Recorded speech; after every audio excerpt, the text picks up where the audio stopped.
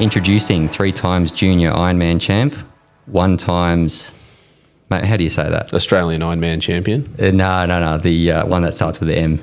Molokai to Oahu paddleboard champion. All right, and then 1 time surf lifesaving champion, and then 1 times Nutri-Grain Ironman champ for 2020. Kendrick Louis, welcome to Two Worlds Collide podcast. How you going? Mate, I am very, very honoured to be here and very excited. Yeah, well, the story of how I got you on was a good friend of mine, and you know him as well, Dane. Just gave him a call a couple of weeks ago and said, have you got anyone that's a good potential candidate? And your name was floated across straight away, and I thought, bang, let's get him on. So That's pretty cool. That's pretty cool because a lot of, the people that I think follow me from an Ironman perspective, they know Dane's brother, Kai Hurst. Kai is, in my eyes, probably one of the greatest Ironmen to have ever done it. And a lot of people don't know that Dane is very kind of equal to Kai, but chose to go down the military path as opposed to the continue on the Ironman path. So thanks Dane for putting me forward, mate. Yeah, and Dane became a very, very good special forces soldier. A guy we were talking about before, my cousin, who's recently passed away. Sorry, not recently, 14 years ago. Was telling me a story about Dane. During their training, their commando training, and my cousin was saying that they were doing this beach run with a 15 kilo iron bar, and my cousin was running, and he goes, I'm killing this race, absolutely killing it. And it got to about 2Ks to the finish, and there's just this big beast, tanned man run directly past him like my cousin was standing still. And that was obviously Dane, someone that's grew up around the water and the beach, obviously knows how to run on the sand. Cool story. Very cool story. Mate, I think it is how the Hursts kind of operate, right? They are very kind, very gentle, but they're absolute machines when it comes to whatever they do. It's like they don't go into something that, especially for example, Kai, it's like he might play it down that he's underprepared, this and that. That guy's never underprepared. Yeah. And I think Dane would be the same. It's like they're kind of happy-go-lucky, and then when it's time to race, it's like bang, race faces on. And yeah. And I want to get to and we'll get to it later, but there must be some type of switch they can hit where they just go from a normal person to you're just a complete savage of an operator that can just get into the moment and win crucial races. And must be a mindset or something like that, they can turn to. Yeah, well, that stuff doesn't happen if you're not prepared, right? Yeah. So everything's done in the prep. And then the fun part's when when you guys go to battle or we go to race, you know what I mean? It's like all the prep's done. This is kind of, all right, let's just go into autopilot and have some fun with it. Yeah, definitely. Look, I'm going to jump on to the first question for you. It was from my recent friend of mine that I had on the podcast. He played for Port Adelaide, was drafted at the age of 19, got 215 games in, and he captained Port Adelaide Footy Club for the last 5 years. Very good AFL player and very good operator, very good leader. He wants to know, his question is, I, being Tom, fell in love with the game of football at a very young age. He wants to know when you fell in love with your profession and why. That is a good question.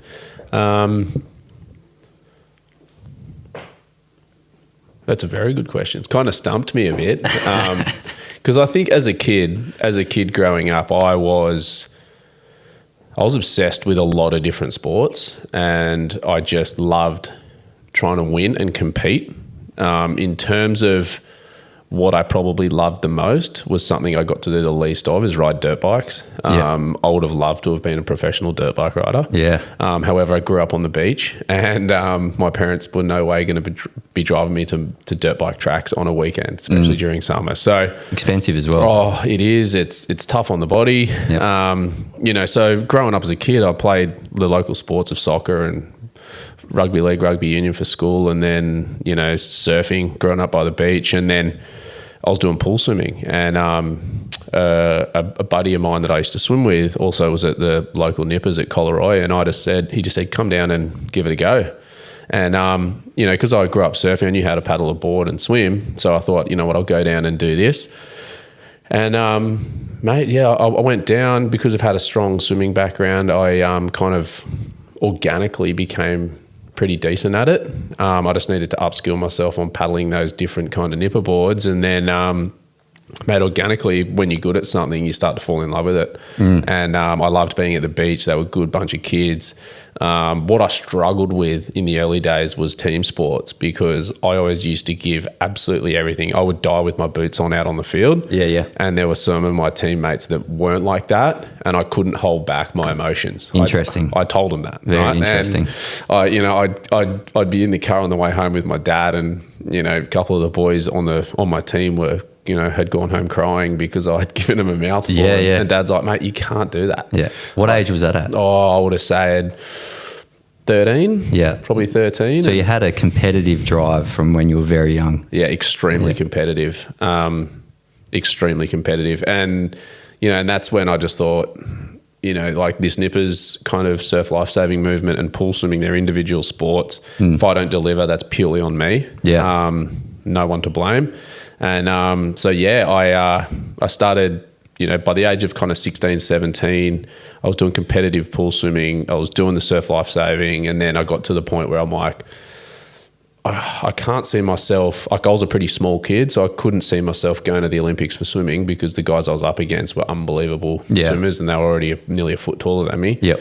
And the surf lifesaving, I was starting to gain some momentum and get some results. So I thought, what, if I doubled down on this, I'd love to see where I could go with it. And I guess that's organically as a kid, when you start to fall in love with a sport, and you start to follow the professional side of the sport, right? Yeah. And that's when I started looking up to guys like Kai Hurst and the big guys in the sport. And I was like, what, I'd love to be like that one day. These guys are going around getting paid to race in the ocean. This is where they spend their days. And all of a sudden I was like, what, that's what I want to do. I love it. And so I think it was around the age of like 16, 17, I actually started to fall in love with it. Yeah. And is that when you thought you could, as a young bloke, you thought you could go pro? You thought, actually, hang on, I'm probably good enough here to compete with the world's best? Yeah. So there's, like, with our sport, every year for the professional series, there's a 1 weekend trial, right? And you turn up, you put your best foot forward, and they take, me 10 or 12 through this trial. And, when I was 18, I was like, I'll throw my foot on the line and see how I went. And I just qualified as an 18-year-old. So that's when I'm like, what, I'm kind of good at this. Yeah. When I finished school, my parents said, hey, we want something, for you to fall back onto if it doesn't work out.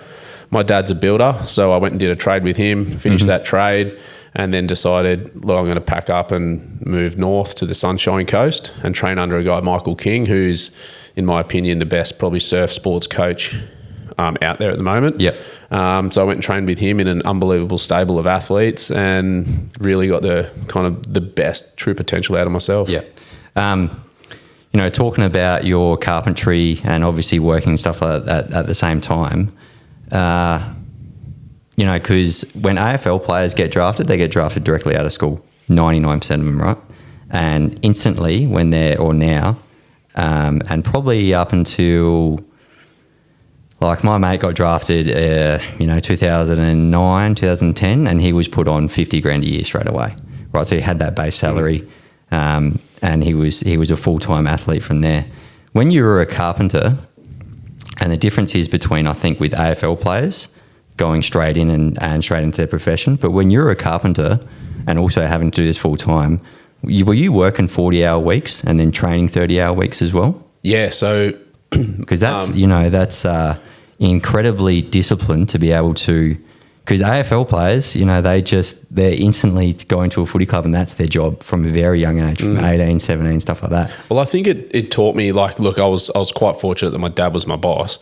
However, he made it very clear. He's like, you're on a building site, they're men. Yeah. Right?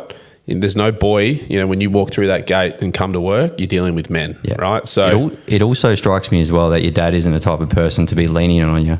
Do you know what I mean? No, he was harsh but fair. Yeah. Hard but fair. And it taught me to grow up really quick. So the way my day used to look back then was like I'd get in the pool at 5 a.m. I'd get out of the pool at 6:15. I had to be on site setting up at 6:45, and then tools start at 7.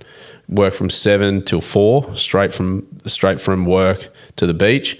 Mate, I'd smash a meat pie from the bakery before training, and then I'd train from 5 till 6:30, and then home, and then repeat that for 5 years. Yeah, right. And just flat out all day. And and I think it like... What about Saturdays and Sundays? So Saturdays was just training. So I didn't work. So I worked Monday to Friday. Yeah. Unless we had to kind of get a big job done, or there was like a concrete pour or something like that when they needed all hands on deck. But I loved it. Like, I loved turning up. You know, you get out of the pool, you go onto a job site where they actually do not care whatsoever what you've done prior. You're there to work. Yeah. You know, and work hard. You know, at lunchtime, I'd smash my food, mate, and I'd just close my eyes and try and sleep for half an hour until like someone started throwing something at me to get up and back into it, you know? So, mate, it taught me to be tough, taught me to grow up, and then kind of it taught you not to sweat the small stuff. Yeah, yeah. You know, so I actually really enjoyed it. It was good fun. How did that, you know, you were talking about taught you to be tough, not to sweat the small stuff. How important is that in an Ironman race? To, you know, teaching you to be tough, teaching you not to, you know, if you've missed a section on the race, or you haven't really done that well on it. How did that sort of teach you to go well in the profession you're in now? Well, I think it's you know, you hear like the best rugby league coaches or the best AFL coaches or whatever it might be out there, is you need a healthy distraction away from sport or whatever it is. So for me, that was such a healthy distraction, right? So I'd train really hard, I'd go to work and work hard, then I'd train really hard, and then I'd just sleep really well. Yeah. As soon as the work went and I focused full time on being an athlete, you don't have that distraction. So like you start becoming obsessed with all your training and all these little processes. And when things go wrong, you don't understand why it goes wrong, because you've done everything possible for it not to go wrong. As opposed to just let it happen. Yeah. But, you know, the older you get, I think, you know, you start surrounding yourself with, you know, certain different mentors, and you're gaining, I guess, experience from people outside of sport as to how to manage these things. Yeah. So like me now, like I've been racing professionally for like 15 years or 16 years, and man, I'm still learning. You know, I can see the young boys, that's exactly how I used to race, and they're making these tiny little errors that I just don't make anymore. But that just comes with experience. Yeah, I had recently, a few episodes ago, I had a guy named Steve McKenna, who's a professional Ironman athlete in the triathlons. Yep. And we were talking the first time that he turned pro, he instantly went over to Switzerland. They had a training block over there for 3 months. He trained that hard that he practically unbalanced all his iron levels, and came back to Australia completely depleted. He went from an absolute beast of an athlete to getting so excited on his first stint of being a professional athlete, and the first training block that he was paid to do, he completely overdid it. And he was just saying that he wasn't really talking to his coaches too much. He was just locked into a mode where I'm now a pro athlete. Did you ever get to that stage where you may have overtrained, or got into a stage of went, all right, now I'm doing this full time, I'm going to lock in? And did you ever go too far with your training? Yeah, pretty close. Yeah. To the point, like, you know, when, like I touched on just briefly, is like when I moved up to the Sunshine Coast, we had a stable of athletes, you know, from guys like Josh Minogue, Matt Poole, Ali Day, Matt Bevilacqua. Like these were the best of the best in our sport at the time, minus Shannon Eckstein and Kai Hurst. And mate, every training session was brutal. Like even our recovery sessions, like it was a race. Everyone was going so hard. And, you know, our coach was like, man, I'm just going to keep giving it to these boys, keep turning the screws. And, mate, we got so fit so fast. And it was like, mate, we turn up to race and it was like, meh, just like another Saturday training session. Yeah. But the boys, we started to break down a bit in terms of like, we were doing running sessions on a Monday night, I remember, and it was I think the toughest one we did, so we did a session on the surf ski, was like 10 1,000 meter efforts at best pace. Then we'd get off and then we'd do 6 1K efforts as hard as you could run. That's tough. And mate, we were getting down to like, we were pushing ourselves so hard. We were getting down to like, Alex Tibbetts, who was an ex-commando, he was running at 255s for those. And, the other boys we were kind of sitting between 3 minutes and 3:05 pace. Yeah. And you'd backing up week after week. And then all of a sudden the boys someone's getting stress fractures or shin splints and stuff like that. And we're like trying to push through it, thinking that, you're a professional athlete, you just deal with it and keep going, as opposed to like, stop, listen to your body, go see someone, get right, then you'll go ahead. Yeah. So like it is, you can become too obsessed with it and get carried away, as opposed to just like, listening to your body and kind of, sticking to the process. When you were talking about taking care of your body and that, are there physios, are there doctors provided for you, or you have to get that sorted out yourself? Everything's at our own expense. Not like a footy club. Nothing like a footy club. Yep. So it's, you look at the people in our sport, man, you're very lucky if you're making 50 grand a year before you put your foot on the line. Yeah. There's not many people doing that. And, it's becoming harder and harder. We've got some really like fantastic sponsors in our sport with, Shaw and Partners Financial Services and Race One Surfcraft. They are underpinning our sport and they're allowing athletes to take it as professional as possible. But prior to that, mate, it was honestly, everything's off your own bat. If I was to look at a bank statement as to how much I've made to what I'm in the red, oh, mate, it's chalk and cheese. Yeah, yeah. So how long did it sort of take you to get to that professional stage where you were seeing green and not red? Oh, I'm still trying to get there. Yeah. No, but it's again, it's about, Ironman's probably 8 months of the year, 9 months of the year. And then you've got these 3 months where, I don't just I love being busy. Like I love doing stuff and I've got a lot of other passions outside of the sport. So for me, it was, my wife, she started a little leather sandals business, and I was trying to help her with some, trying to get some sales, right? And we started playing around with a few Facebook ads and Google ads, and we started to see some traction, and this is talking nearly 10 years ago. And, I was just like, okay, we're starting to see some traction. I'll play around with it a bit more. And I was no way, shape or form a digital marketer. And I thought there's someone out here that could be way quicker at this than me and do a better job. So I just thought, you know what, I'll try and find someone, and found a bloke to give me a hand. And he's like, yeah, this is what I charge. And I was like, you know what, how about, and coming from a building background, I was like, well, you look at a builder, right? A lot of them aren't on the tools anymore. They just bring in trades as they need them. Yeah, contractors. So I thought, how about I be a builder of a digital marketing business? I know enough about it. I know, I was trying to solve a problem for my wife. So there's other people that these problems need to be solved for. And so I started this little business, right? Yeah. And it allowed me to bring in some income during my off season. And then people were like, oh, okay, I've got a mate that wants some work. And that just started building and building and building. And all of a sudden I was making more money from this little side venture that I had than I was from my Ironman. Yeah, yeah. Have you always been a bit of a lateral thinker in that? When an opportunity presents itself, have you always thought to yourself, I could probably build something out of this?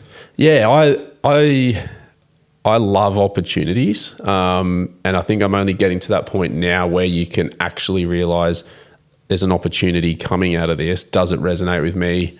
Can I add value to it? But yeah, I've always tried to, let it happen organically, but just try and solve problems. Yeah. And solve problems for myself, but also other people. And I love helping people out. So while we're on it, did you want to dive into your media business and tell me what it's about? Yeah. So it's called Louis Media, and it's, mate, it's a very, I'd call it a slim run business. We help small brands in the pretty much fitness, lifestyle, health space. And then we pretty much build websites. We optimize their sites. We run, Google ads, Facebook ads, all those sort of things. And we're just trying to help them grow. How long has it been running for? Probably about 5 or 6 years now. Yeah, nice. And it's getting to a point which is like it's healthy, right? And the space is what's hard is, right, the space is always changing and it's really hard to keep up to speed with what's working, what's not, right? And we pride ourselves on being an agency, for a better word, that works with small businesses that don't have a lot of budget. Because that was the problem I wanted to solve. I wanted to be able to give someone an experience of a bigger agency for a fraction of the cost. Yeah. Yeah, that's a great way of thinking of it. And it also means you're in the business for the right reasons, right? You know, you're not just there to... and my wife runs a digital marketing business and she's been at it for a couple of years now. And what some of these larger agencies in Adelaide's charge over to what she charges is ridiculous. Yeah, and it's a tough one, right? Because, you know, some of the bigger agencies outsource to us, right? And... you know, that's why they charge a lot. But, you know, at the same time, it's it all comes back down to perceived value, you know, the value you're adding, and if you're not shifting the needle in their sales. And that's what's really hard with the space that we play in, is the ones that don't have a lot of budget tend to want the best results. You know, so you got to manage expectations there. And even stuff like Google ads, like they take months and months to get right. You know, I've been talking to my wife about it. She's running a few campaigns, and people don't realize that, you know, you got to get the wording correct. You got the optimization needs to be correct as well. And these things take time to build over months and months, right? And then you start to get the full traction out of it in a couple of months.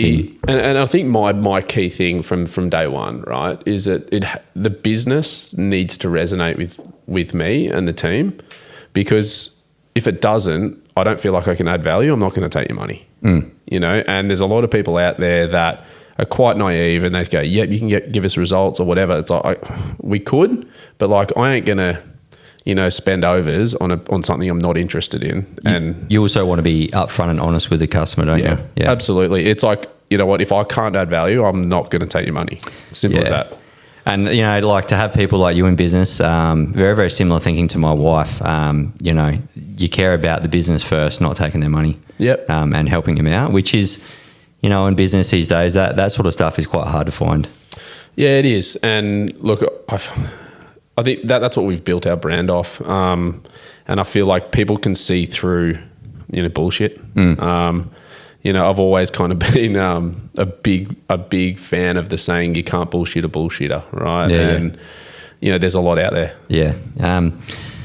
Let's jump on to what you've done recently, building a bit of a community, the Morning Club. Can't wait to get my jumper, by the way. Did you just want to explain sort of how that came about? It's not really a run club as such, but it's a morning club. It's people that enjoy their mornings. You don't have to, you know, and maybe trying to get people to enjoy their mornings more. Explain to me that. Yeah, so it started during COVID, and I'm such a morning person. Like I'm a big morning person. My eyes like open at 5 a.m. This conversation is going to go for a while. I can tell. I'm a morning person as well. Staring at the ceiling, and you know, I'd get up. I'm lucky there's a coffee shop in Manly that opens at 4, right? Yeah. So I'm there. There's a bunch of insomniacs there as well. You know, and we just kind of talk crap for an hour, then go down, watch the sunrise, and if I'm not training, that's what I'm doing. And I thought, you know what, like I'd love to create something that just kind of makes people like me, morning people, feel a part of something. You know, and anyway, my neighbour at the time, he's a graphic designer, and I said, mate, I've got this idea. These are the kind of brands I like. Any chance you could kind of whip something up for me? And I whipped up a few logos, and I was like, love it. Cool. Sat on that for probably a year, nearly 2 years. And then, you know, caught up with a mate one day for coffee, and I said, like, this is when all run clubs were starting to pop off. And I said, look, I had all this branding done. Like, it's not a run club, but like I want it to be a morning club. What are your thoughts? Should we just do something? And he's like, man, let's do it. Let's use running as our vehicle for now. You know, and there was 3 of us, and then it started to grow to 4, 5, 6. And then, what are you at now? Now we run Tuesday and Thursday morning, and we get roughly 50 to each. And we've started a community on our WhatsApp channel, and that's probably around 150 people. Yeah. And purely like it's nothing elite. And And it's purely about the people that want to seize the morning, win their morning, win the day, watch the sun come up, move, have a coffee, connect with other people and feel like you're part of something. Yeah, we could, honestly, we could discuss mornings and I think getting up early is a life hack. I spoke about it on my first podcast with a good friend of mine. He had a couple of kids, and then after that, having those kids, he started getting up at 4 a.m. and then he does ice bath first thing, trains, and then does some pre-work for his business that he runs, and then he gets the kids up. And the reason he does all that around 4 to 6 a.m. in the morning is so he can be present for his kids during the day when they're awake. I just thought that was and he's just a quiet savage. Like his Instagram is just on private. No one really knows that sort of life that he lives. Yeah. Keeps himself extremely fit, runs heaps, and he's just a bit of a beast of a guy. But it really, really sort of sunk well with me when he said that, being present for the family and that as well. I think that's really cool. Like, for me, I love that time of day. Like, whether I can sleep or not, like even if I could sleep, I just love it. It's quiet. There's no one out. Only like-minded people are out doing that thing. Yeah. Absolutely love my wife. She's not really a morning person, right? And because, like she's in the trenches at night with our little fella. And I'm open and honest, and I can say this, is that, man, after about 10:30 at night, I'm dead asleep, but also too, if I had to get up and look after a child, mate, I'd be totally negligent. Like I'm useless after 10:30 at night. Yeah. So, if he's up at 4 a.m., 5 a.m., no dramas, I'll take him. But that midnight kind of shift, mate, she's an absolute trooper. That's the trenches, isn't it? Oh, it is brutal. I think I've done not that it. I have a kid, but all my mates say that. Dude, I think in 2 years, I think I've done it once. Yeah. I can't. And I take my hat off to her, and I've tried. And there's not many things that I don't want to have a crack at and, try and be good at. But that is 100% one thing that I cannot be good at. Yeah. Well, you just, you got to know your weaknesses as well, don't you? Yeah. I love identifying weaknesses, and that's definitely a weakness of mine. Yeah. Yeah. I'm not too good as well. I don't have any kids, but I'm not too good at night. Generally after 9 o'clock, I'm either getting ready for bed or going to bed. But I've got a question for you though. How did you deal with that when you were doing, the testing into the special forces? Because you would have done one of those hell weeks where you're sleep deprived and well, I actually failed my special forces testing, so I didn't quite get to the unit of Dane and stuff like that, but did try it and failed. And I did, we did a lot of stuff overseas as well, where we did a lot of sleep deprived stuff. I think we went, the most time was 3 days without sleep, but you just get used to it, I guess, and it has to be done as well. So there is no answering the questions or nothing like that. You're either going to get it done or you're not. And we did a few stints in training, especially before we went over to Afghan as well. A couple of those stints where you would have 2 or 3 nights without sleep.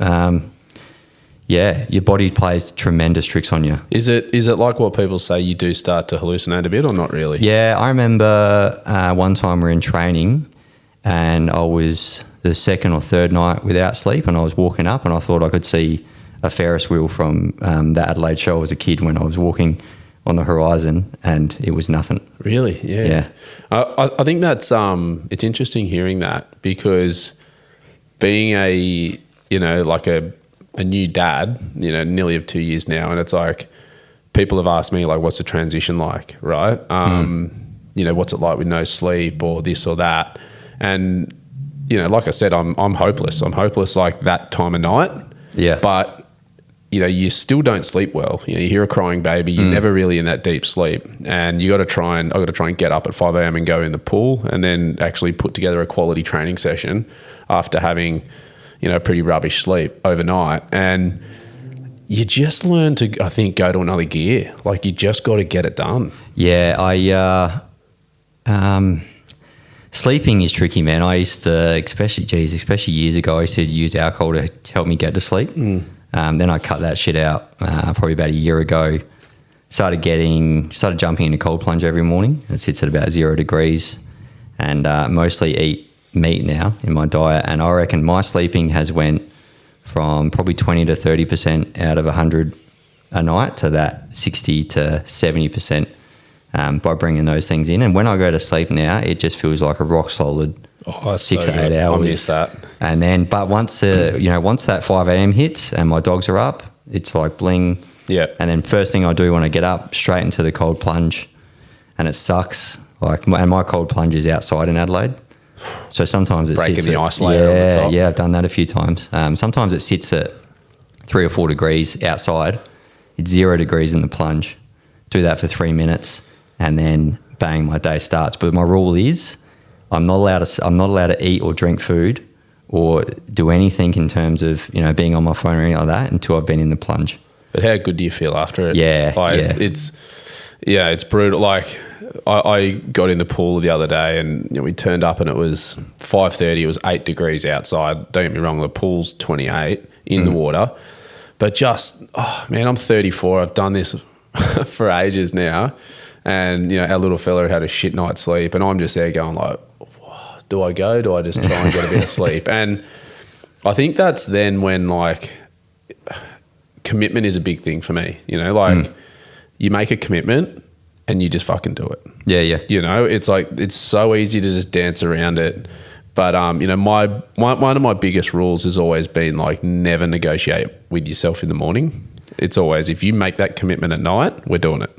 Regardless. There was a famous basketball player that never used to negotiate with himself as well. His name was Kobe Bryant. Yeah. He just used to sit out there, and he said, I would sign a contract with myself in pre-season, and this is the amount of training I would do. And he'd do train for 6 to 8 hours a day, but he would train before breakfast at 4 a.m, 2 hours in, breakfast recovery, and again 2 hours lunch after that, and just go all day. And he said that he would never negotiate with himself. He would sign a contract with himself, and he's bang into it. Fuck, see, how good's that? It's one of the greatest athletes in the world to ever play the game of basketball. And you talk about that commitment and just not negotiating with yourself. It just brought it, instantly just popped in my head then. But it's a big thing, right? And it's Do you think that's what drives people to be so good at what they are? Yeah, absolutely. Do you think it's driven you to be there? Yeah. And I've only just learnt, to be honest, recently that, and without sounding cliche, but 90% of life is showing up. And in sport, it's man, if you just show up every session and just do it, show up and do it, it is so hard not to get a result. Yeah. It's those that start, I like to picture it like my dinner plate, right? You've got your meat and potatoes, and your veggies, and then you've got the 1%ers are the sprinkles on top, right? A lot of people don't want to do the meat, potatoes, and veggies. They want to go straight to the 1%ers and make up 80% of 1%ers. Yeah. Which it just doesn't fucking happen. It's not rocket science. You just turn up, do it. Yeah, it might not be pretty most of the time, but you'll end up with a result at the end. Have you ever had a stint of training where you thought to yourself, shit, I'm not getting any better here, but if I continuously keep showing up, eventually I'll get better? Yeah, it's about trusting the process, right? And for me, at the start of a season, my first race I've got coming up is the Coolangatta Gold, and that's in the second week of October, right? Yep. So normally most athletes allow a 20-week prep into that, and that 20 week is easing back into it for a few weeks and then starting to build. But that also allows kind of 1-2 weeks of sickness or injury in there too. Yeah. Right. And I'm at that point now where I'm 2 weeks in or 3 weeks in nearly, and I feel shit, right? I don't feel good. Yeah. But I know that, and I know this is the process. It's just keep turning up, mate. Just keep turning up, one session at a time, one day at a time. All that'll compound. And then in 4 weeks time, you'll start to feel good. Then that's when you start to tighten the screws and add a bit more polish, and then you keep going. And 2, 3, 4 weeks out from the event, you'll feel amazing. You know it's going to come. Yeah. But it's hard in Sydney. It's cold. It's dark. Yeah. And a lot of the time it's quite lonely. But it's something I love doing, and I signed up for it, and it ain't going to last forever. So it's like, let's just make hay while the sun shines. Let's do it, and then enjoy the retirement. Talking about lasting forever, how many years do you reckon you have in you? I've told my wife this year. Yep. This is it. This is my last lap, not the last dance, but the last lap. Yeah. And it's interesting, right? I was going to make it last year, and I thought I finished the year really well last year, and I was like, you know what? I think I've just got one more in me. Yeah. I don't want to go out before it's time, kind of thing. What is the average age of, I'm pretty old now. Yeah. Do blokes generally hanging up around that mid-30s? Yeah. If not before. Yeah. Mate, to be honest, it depends on how well you've done in the sport in terms of results, but also things away from the sport. Yeah. I genuinely love putting my foot on the line now.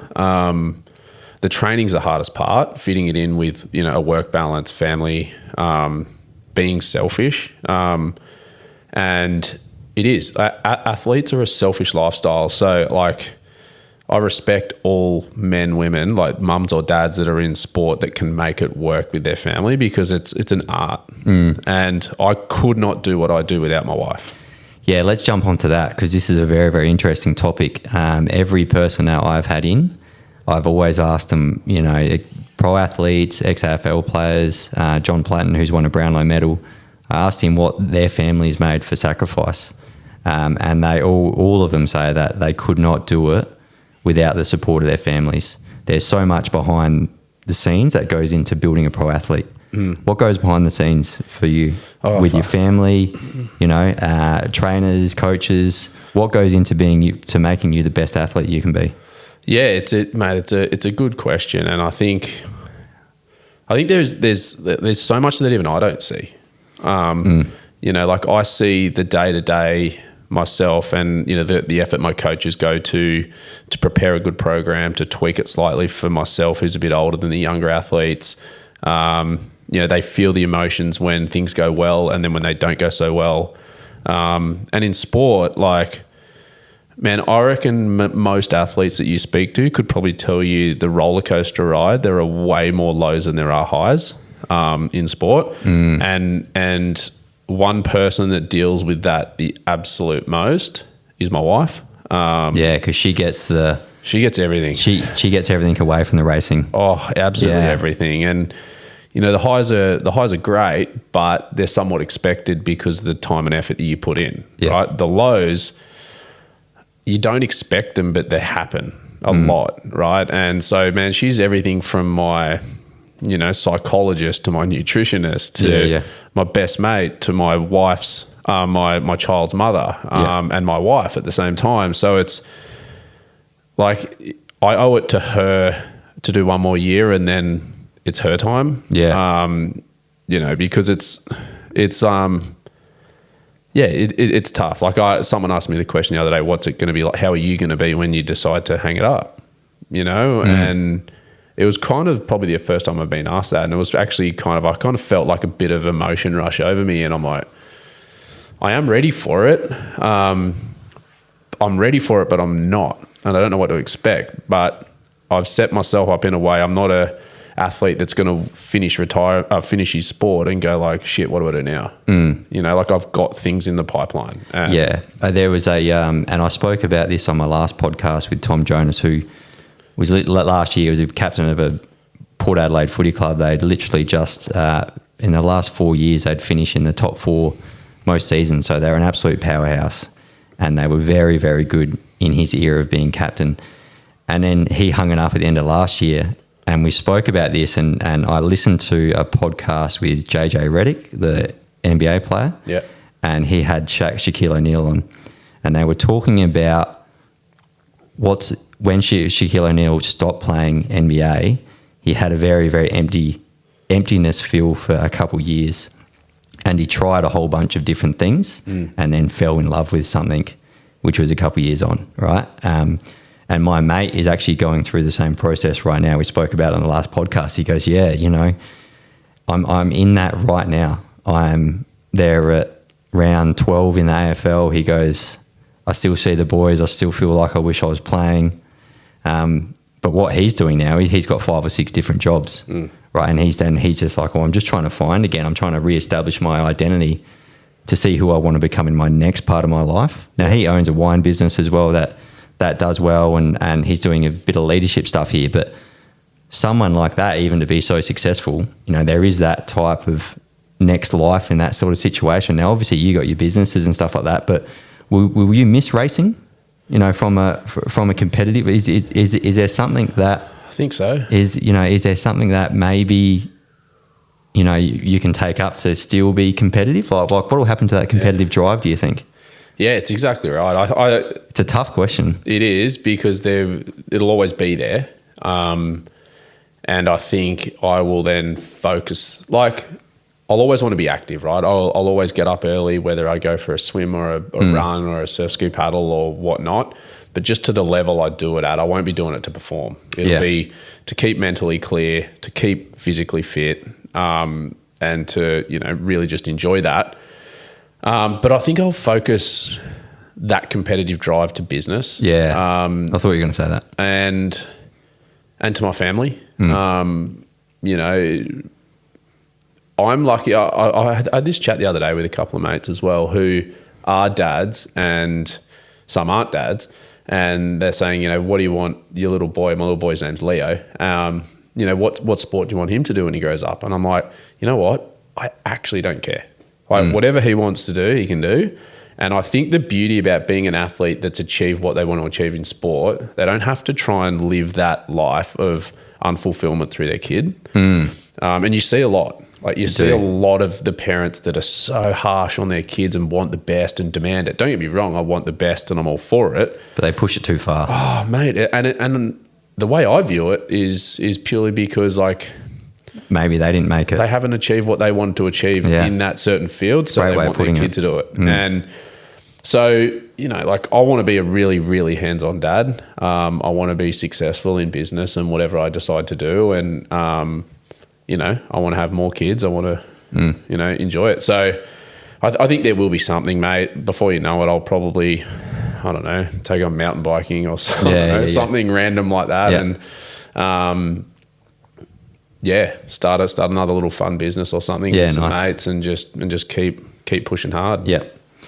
I sort of, when I left the military, there was a lot of emptiness that I felt, and it was probably, I got back from Afghanistan and I was out of the military 6 months later. And, it took me a long time to be able to, get the process of, normal life back in, being outside the military, but then trying to find out what I truly want to do.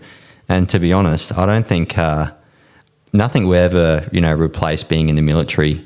But I have found small ways to really put all my energy into stuff like long distance running and this podcast, and my wife's building, or my wife's built a successful business, so I help her with it.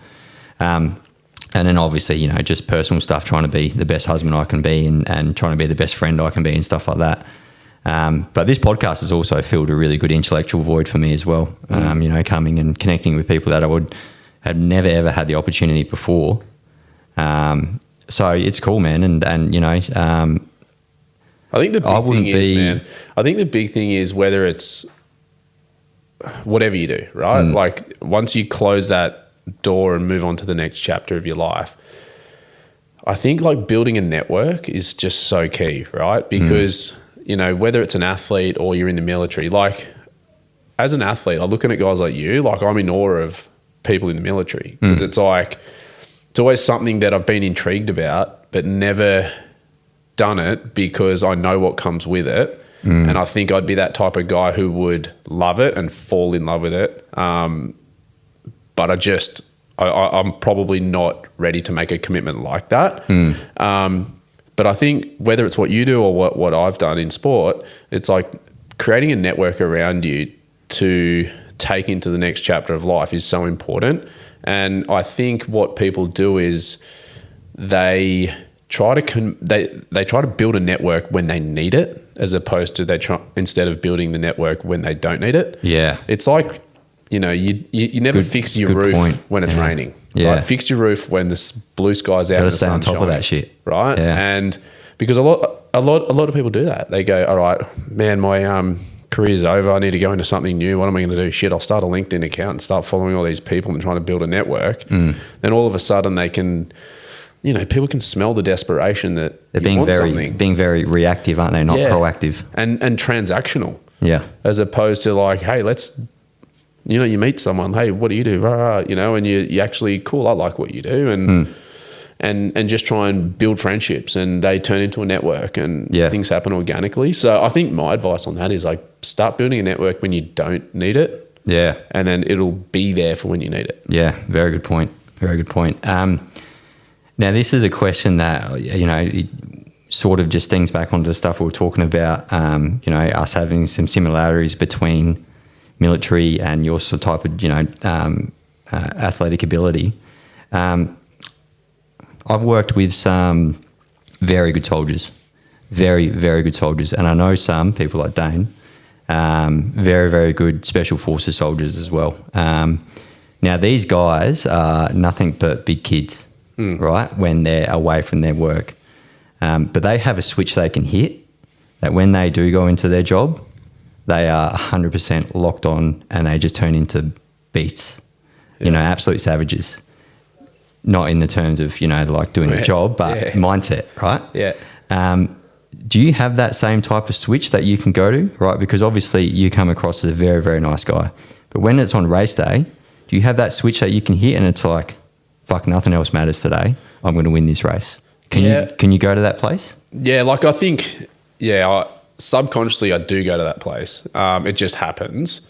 Organically? Yeah, but yes, correct. Organically, but that sort of thing can't happen if you haven't prepared, So I think they go hand in hand. You can't put your foot on the line, or you can't go into battle and hope for the best if you haven't done the work. Because deep down you're like, man, I'm fucked. Like, you got to train hard, fight easy. Absolutely. That should be the fun part. Yeah. That was saying drilled into us in the military from the very start. Train hard, fight easy. And it's exactly right. And I heard like last year we had one of our races. It's called the Shore and Partners Summer of Surf, and before every round, Matt Hall, the Red Bull plane driver, he does an air show in front of us, right? And he's ex Air Force, right? And he was so prepared for absolutely everything, and he said the happiest time of my life is when I'm in the plane ready to go.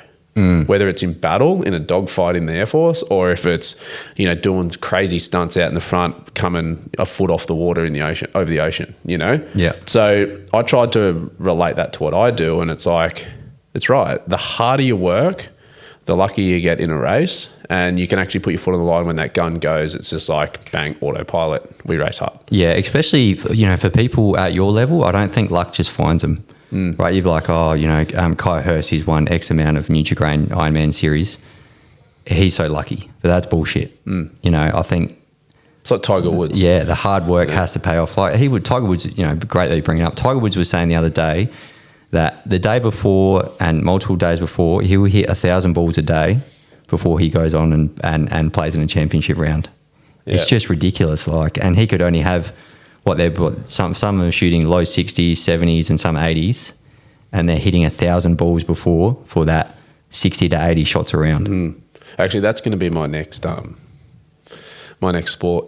Golf. Yeah. Actually, I can't believe I forgot about that. Do you play? It shows how committed I am. Yeah, I do play. I joined Manly, a local golf club down it. Do you play? Yeah. I was playing 2 or 3 times a week. Well, next time you're up, we'll have a game down here. Yeah, for sure. It's a great call. I never really get to play it that often at the moment because I'm still racing. But I said that to my wife. I said, my goal is by the time I'm 36, I want to be single figures. Yeah. And then by the time I'm 40, I want to be a scratch golfer. Yeah. Okay, that may never came, but it gives me something to chase. Yeah. I obsess over. Yeah, and I'm telling you, golf, especially once you flush one, you can fall in love with it very, very quickly. I was playing 2 to 3 times a week there, and then I really got into running. So, running 60, 80 Ks a week just wasn't sort of turning into the type of, it just wasn't really helping the body. You would walk a lot of golf courses and I'd run and I'd try and compete in these ultra marathons. And so, just little needle injuries and stuff like that. So I sort of pulled away from golf, man. But it's such an addictive sport. Well, it's so addictive because it's like there's this ball on the ground that's not even moving, and it might go left, right, it could go dead straight, but whatever happens to that ball is purely based off what you do. You know, so there's no one to blame there, right? Except your clubs. But going back to your question in terms of like being able to switch into that zone, I think for me, I like, you know, I do all my prep leading into a race. On race day, I get up and it's boring, but you got to stick to a routine and a process. You know, so I'll normally get up, I'll go for a swim, get the body moving, come back, have a good feed, play with my little boy, do some activation, this and that. And my wife will be like, let's go hang in the pool. And I'm like, it's race day, I need to kind of get myself ready. But I get where she's coming from. And then I go to the beach, do my warm up down there, and then it's kind of like 30 minutes start to get in the zone. And you know, it's about just understanding processes. You know, on my phone, I've got a couple of key things that I want to do in a race. I want to make sure that that's clear in the head. Results is one thing I never think about, because the result is really the outcome of executing a good process. Just a byproduct, right? It's exactly right. And so like I really try not to focus on that, because in our sport, majority of the time, the results dictated by Mother Nature. You just need to put yourself in the right spot. Yeah, I actually didn't think about that until you said it right then. Yeah, that's the really hard thing about our sport. You can be the fittest, fastest person on the day. If you catch a wave from right back and right all the way in, that's it. It's part of it. You've saved all that energy. Yeah, and that's part of it, and that's essentially why we love it too, because you can be on the receiving end of some bad luck, but receiving end of the good luck, right? Yeah. So, but yeah, when it comes to actual racing, it's you know, like I grew up in an era where I was racing guys like Dane and Dane's brother and these guys, and they do not give you an inch, mate, at all, right? And that's how I grew up learning how to race. So I was this young kid, thought he was a pretty good swimmer and this and that. And, mate, you're racing against, you know, men, and you think you can maybe cut them off, this or that. Come a swim league, mate, they just bash you. Swim over the top of you, drown you, then you're done. Yeah. You know, so I grew up learning how to do that and not giving anyone any inches into the turning markers, this and that, because that's what happened to me. And then I would do that in my racing now. I'm viewed at as like, you know, not a dirty racer, but like, geez, he's a hard racer. It's fucking bullshit. He shouldn't do that. And but that was normal back in the day. That's normal. Yeah. Like, and that's how you race. Like, it is racing, you know, like it's like rubbing is racing. You get out there and you go for it. You give absolutely everything you got. You don't leave an inch. And if it doesn't happen on the day, it doesn't happen. Yeah. But yeah, like in a game of footy, it's like you go out there, you play hard. You know, at the end of the day, you shake hands afterwards. Like, as long as you're not, you know, for example, in our sport, you've got straps on your board. As long as you're not pulling straps back and pushing people away and being dirty and racing out of the spirit and breaking rules, everything else is fair game. Yeah, I was talking to Steve McKenna on a couple of podcasts ago about being a tough but fair racer, and he used to absolutely hate when people used to draft behind him on the cycling leg, because he was saying there is a rule you're meant to be 14 metres back, and there would be consistently people that would go behind Steve because they know Steve's going for the win, and he's not really going to play that game with them. Yeah. And he would always pull him up on it. But, you know, the one thing that I asked him, I said, what would you like to be seen as, you know, after you retire? He goes, a tough but fair racer. Yep. I think I'm the same. Yeah. I think, you know, I like to get the best out of myself, and I think I would like to think that, you know, if I'm up the pointy end having a battle with 2, 3, 4 other guys, and they get the win over me, I feel like I've brought the best out of them as well. Yeah, so 100%. Because they know that I'm never going to give up and I'm not going to give you an inch. So if you beat me, shit, you've bloody done a really good job on you, today. well done. Yeah, and I'm stoked for you.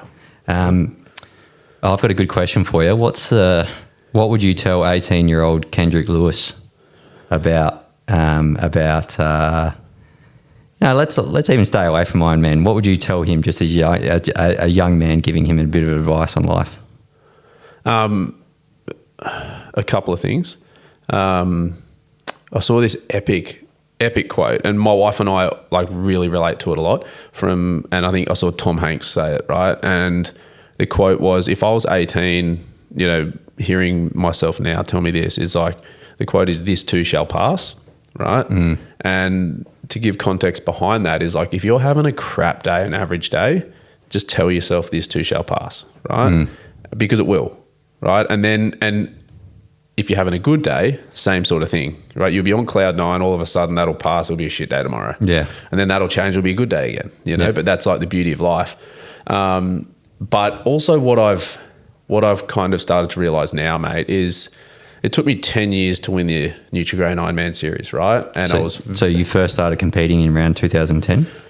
So my first one was, I think it was 2008, and then I fell off the pro series for like 2 years, and then I came back. And it took you a decade to win. Yeah, and I was very close. So like, and I had 1 knee injury and 2 calf injuries along that journey. Yeah. And I got seconds, thirds, like a bunch of them, right? I could never crack it. Yeah. And then I got my 10th one, and once I achieved it, it was a relief, but then it was an underwhelming feeling of like, is that it? Yeah. Is that it? Wow. I've absolutely busted my ass for 10 years more. I'm at the top of the mountain, and this is what it looks like. Yeah. Yeah. And anyway, I think what you take out of that is it's about the chase. It's about the chasing something and the hunger and going after it, and, you know, to sound cliche, the journey, right? Yeah. There's ups, downs, sideways, all of it. There's goods, there's bads. There's more bads than goods. But hey, like, again, like this too shall pass. And when you get there, smell the roses. They may not smell as good as you think they're going to smell, but hey, that doesn't mean you don't go for it. If you set yourself a goal, give it everything, go for it, you know? Yeah. And that's not to sound negative in any way, but I think it's the same probably in business, right? You always need to keep something to chase. So if like, whether it's, you know, you get X amount of clients, you get there and you go, oh, okay, I want more, and then more, and then more. And it's like, set yourself a little kind of ceiling as to what you're happy with, and then break through it, and then keep going if you want. Yeah. And look, I mentioned this on my last podcast. I made a cool reel on it on my Instagram, and it was about chasing the perfect podcast episode. Yeah. That never exists. Yeah. Like Exactly it doesn't matter how good I perform on a podcast or how good my guest performs. It'll never be perfect. Can't tell me that Joe Rogan and, you know, Chris Williamson and blokes like this, they have a perfect podcast episode. It doesn't exist. So the great thing about this podcast for me is that I'm chasing something that's not there, but I get to meet people like yourself along the way. Yeah. I get to have conversations with some of my best mates that I've reconnected through with this podcast in the military. I've got to have people on that I would have never met and never had conversations with in the first place. Yeah. So going back to your point before, with this podcast, it's the journey that matters. It's not the podcast outcome, nor is it how many people listen or how many people view. I don't even know how many people listen to this podcast because I'm not checking any of the stats for the first year. Yeah. So, and to be frank, man, like, I say to these young kids in my sport or whatever, and it's like they're really down on themselves in terms of if they don't qualify for this series or they have a poor result or things like that. And don't get me wrong, it means a lot to the individual because you put so much time and effort into it, right? And this is what my wife is very good at saying to me, and no one else could say this to me. She's like, no one gives a shit. Yeah. No one cares besides you and me, obviously, you know? Yeah, yeah. So it's like, understand that, like, you could be man, I can't even remember, like, I do remember, but like even the US Masters, one of the biggest golf tournaments in the world. It's like people kind of forget 3 days later, shit, who won that again? Yeah. And I'm talking about a domestic Ironman series, right? It means absolute world to me. But man, most people in Cronulla or Wollongong don't even know it's even happening. Yeah. You know, people up on Palm Beach, 20 Ks away don't even know what's happening. So it's like, put in perspective, work hard for what you're going to do and enjoy the ride. Yeah. Just one more quick thing about the journey as well. I ran a 100K ultra marathon last year, and similar sort of thing. I crossed the line. I'm like, well, I've just got 5 days I've got 5. Actually, it turned out to be 5 weeks of real bad pain now in my knees and ankles and stuff like that. And I thought, well, I've done that now. I've crossed the finish line. But then you look back at it, and it's like the hours and hours you're on running, right? The improvement of my mental strength, how far I could run, and just continuously pushing. So that comment about the journey, like right now, if you were to ask me the question back of what would I tell a young self is enjoy the journey. Don't get too wound up in the day-to-day stuff, but enjoy the journey. Yeah, it's a fun ride, and also too, it's like I'm 34, I'm about to close a door on one chapter, and we're always wanting to be ahead of where we are, right? It's like I look at myself now and it's like, shit, man, I'd love to have more money in the bank and a big house and this and that and a nice car and this and that, and you're like, and go on all these fancy holidays. But if you had that, but you just go like, I'm 34. Yeah. Like if I was to ask you in terms of, whether it be business or whatever, the people that you look up to and aspire to be, like, say, like a podcast perspective, like a Joe Rogan. How old's Joe Rogan? Yeah, 50 something. He ain't 34. Yeah. You know what I mean? Yeah. So like there's 0.001% of people are at that point, but I think it's strap on in, go for it, enjoy the ride. And again, you've got to set a bit of a process along the way. Otherwise you're just kind of hoping. Yeah. And to me, hope isn't a strategy. Nah, not at all. I've got a couple more questions before we wrap up. And I've asked this with my previous guests as well, guys that have won Brownlow medals, been captain of footy clubs. What's the one thing you've learned from your sport that you can take into normal life? Control the controllables. Yeah. That's it. Love that saying. It is. And in my sport especially, because it's Mother Nature is such a big factor. Again, like what we spoke about, it's like I could be leading and it's happened to me in a race. I thought I had it sewn up. I was probably 50, 60 meters ahead and a wave had come from behind and I lost. Yeah. And there's nothing I could have done about it. Yeah. So I look back and you go, you know what? I executed somewhat of a perfect race, but it wasn't meant to be. Mother Nature had other plans. Yeah. So, control what you can control and the rest will take care of itself. Yep. That's brilliant. Now look, to make my podcast, flow and connect to each other, the next guy that I've got on the podcast is nicknamed Foxy, a great fella. I went to Afghan with him. He probably seen, more of the bulk of the fighting over there than most people on the trip. So you got to have a question for him to make the episodes link well together. What is your question?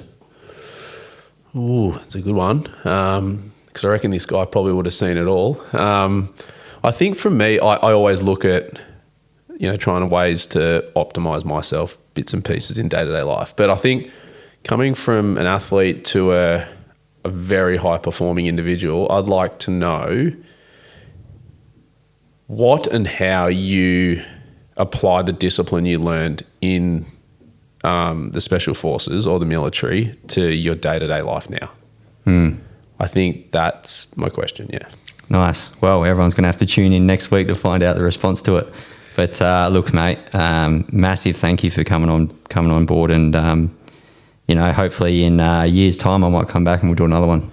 Yeah, hopefully I'll get a morning club podcast up and you can tell us about your morning hacks, mate, and we can jump on that train. Good stuff. All right. Thanks, guys. Have a good one. Appreciate it. Bye. Thanks for listening. Don't forget to like and subscribe. And for more information, head over to our Instagram at 2 Worlds Collide Podcast. Take care.